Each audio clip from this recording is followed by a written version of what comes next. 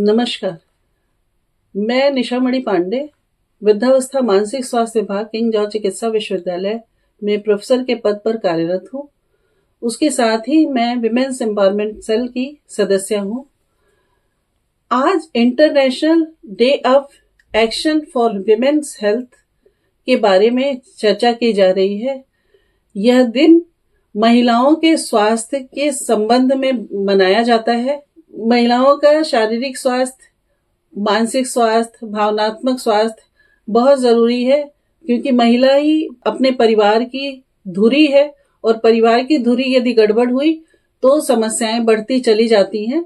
इसलिए हर महिला को इस बात का ध्यान देना चाहिए कि उसका शारीरिक स्वास्थ्य और मानसिक स्वास्थ्य हमेशा अच्छा बना रहे, और उसके लिए वो लगातार प्रयत्नशील भी रहनी चाहिए। उसे ये देखने की जरूरत है कि हमारा शारीरिक स्वास्थ्य और मानसिक स्वास्थ्य जैसे ही गड़बड़ होता है या किसी भी तरीके की अलार्मिंग साइन आती है, जैसे काम में मन नहीं लगना या बहुत थकावट हो जाना, नींद ना आना, भूख ना लगना, इस तरीके की समस्याएं यदि आए तो महिला को निश्चित रूप से देखने की जरूरत है और तुरंत ही बातचीत करके घर के सदस्य के साथ या स्वयं जाकर किसी चिकित्सक का सलाह लेने की जरूरत है।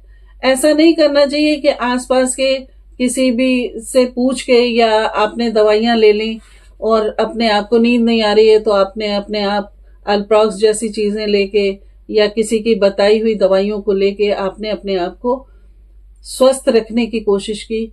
यह हमेशा गलत होगा और निश्चित रूप से इससे आपको शारीरिक और मानसिक समस्याएं आपकी कम होने की बजाय बढ़ती चली जाती हैं।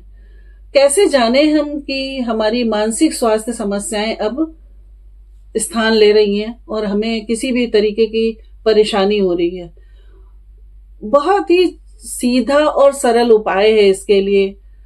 दर्शकों, आप ये समझ सकते हैं, आपको ये जानने की जरूरत है कि यदि लगातार आपको किसी तरीके से आपके घर में की महिला को या महिलाओं को स्वयं से ये लगने लगे कि उसे लगातार किसी चीज का तनाव रह रहा है या वो अपने काम का सही ढंग से नहीं कर पा रही है और हमेशा किसी उलझन में बनी रहती है, नींद नहीं आ रही है, भूख नहीं लग रही है और लगातार परेशान रह रही है, तो निश्चित रूप से उसे इस अलार्म को समझने की जरूरत है और उसे जाकर देखने की जरूरत है कि समस्या का निदान क्या है, समाधान क्या है और कैसे हम अपने आप को ठीक कर सकें। प्रायः महिला होने की वजह से हम अन्य लोगों को ज्यादा सहूलियत होने पाए और उनको कोई समस्या ना होने पाए, परिवार के लोग परेशान हो जाएंगे अननेसेसरी। प्रायः महिलाएं अपने आप को किनारे कर लेती हैं और कहती हैं कुछ नहीं हुआ, जो कि लॉन्ग टर्म में जाके आगे चलकर बड़ी समस्या बन सकती है, बड़ी समस्या का सबब बन सकती है। तो निश्चित रूप से छोटी छोटी समस्याओं पे ध्यान दें, उसे अपने आप ठीक करने की कोशिश करें और यदि स्वयं से नहीं ठीक होता है उसको साझा करें और चिकित्सक की सलाह जरूर लें, परामर्श अवश्य लें और परामर्श हमेशा प्रॉपर चिकित्सा स्वास्थ्य कर्मी से लें, ना कि किसी भी ऐसे व्यक्ति से लें जो कि वास्तव में चिकित्सक नहीं है, जो कि वास्तव में विशेषज्ञ नहीं है। विशेषज्ञ का परामर्श हमेशा ही आपको बेहतर करने की ओर ले जाएगा। कई बार हम ये देख के सोचे के रह जाते हैं कि महिलाओं को हमें क्या करना है, हम कैसे अपने आप को दिखाएं, घर के और लोग बीमार हैं या बच्चों का क्या होगा, यदि हम पड़ जाएंगे तो फिर कैसे चलेगा काम।